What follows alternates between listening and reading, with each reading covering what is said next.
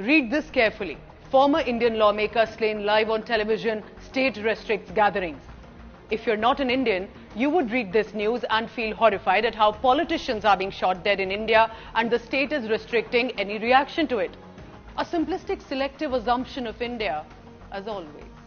But this has strangely got repeated by many international outlets. Similar headline: lawmaker, former MP, former member of parliament and his brother a state legislator, a politician, and that's about it in the headlines.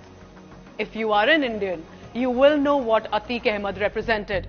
The horrifying days of guns and gory trail that Atiq Ahmed led, and not simply a politician, but a gangster who grabbed land of poor people, accused of getting anyone killed if they challenged his clout.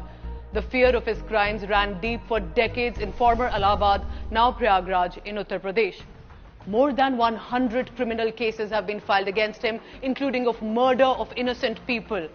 He went on to become a lawmaker and sadly got political shelter in India's temple of democracy for the longest time. Appropriate words like gangster and criminal were conspicuous by absence from these headlines on international media. One BBC journalist even described him, attributing to a court, as Robin Hood, who distributed arms to poor Muslims. What? There are enough news reports from all Indian news organizations where ground reporters have published extensive reports to track timeline with ground understanding of this criminal. But some in foreign press looks like got no time to speak to local reporters, local residents, and found similar headlines reiterated. How is that possible? One can and must raise questions on the killing, demand answers from the state government and police on the lack of security. But to make a criminal sound as just a poor former lawmaker, without context, without background, why are some pushing a narrative of empathy for Atiq Ahmed? Let me take you a little back for some understanding. A man, Raju Pal, was member of a legislative assembly from Bahujan Samaj Party, was shot dead in broad daylight because he won elections against this Atiq Ahmed and his brother Ashraf in 2005. It was a case of bruised ego that led to the murder of Raju Pal. He was newly married and the post-mortem report said 18 bullets were pumped into him. The Central Bureau of Investigation of this country had a probe into it and named Atiq Ahmed in that report. For 2 hours since that terror had unfolded, our reporters confirmed not one person dared to call the cops. A year later, only one eyewitness came forward against this gangster Neta, Umesh Pal. He had to carry an armed policeman for his safety 24/7 because he had given a statement in the court. But on 24th February, Umesh Pal was shot dead in daylight by multiple shooters. One of them, as per police, caught on CCTV, was the son of Atiq Ahmed, Asad, who was later killed in an encounter. Beyond surface, past few decades saw gang wars, shift in loyalties and revenge actions in Uttar Pradesh. As journalists, we must raise important points. Why a late-night medical checkup, lack of security, law and order situation, and all of that is crucial. Institutions are there in the country and they need to follow procedure. Nobody can or should not justify a killing in police custody.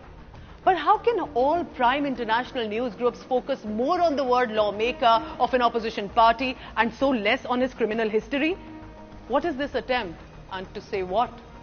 It's bizarre to see that some are trying to give him a softer picture, that he was helping poor people. No, he was accused mainly of illegally grabbing land of the poor people and killed them if someone confronted.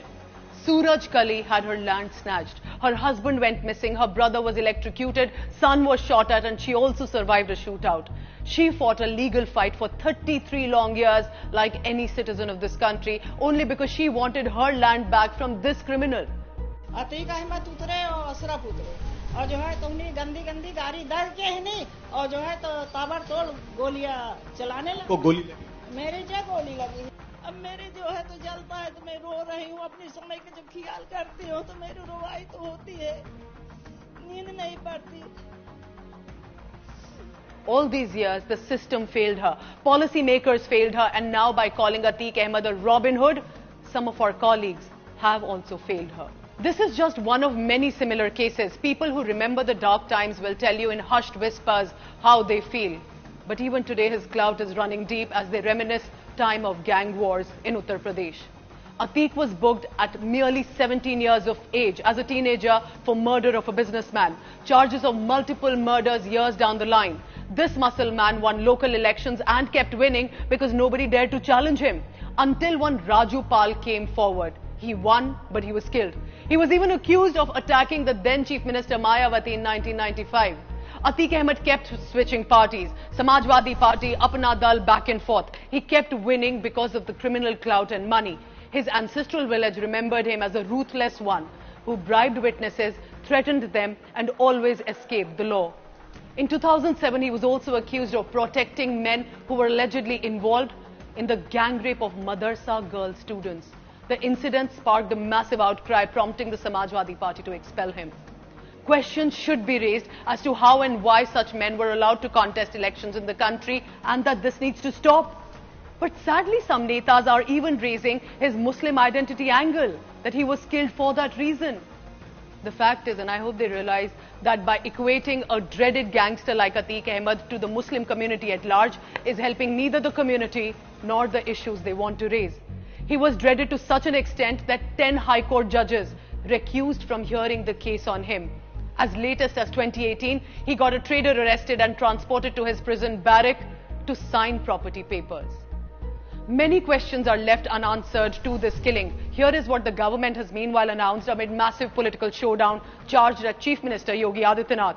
3-member Judicial Commission to probe the matter. Special investigation team has been formed which will formally probe this incident. Shooters have been identified and sent to judicial custody.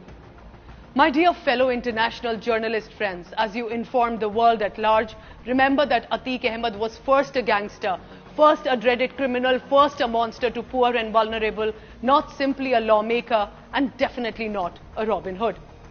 Thank you for watching.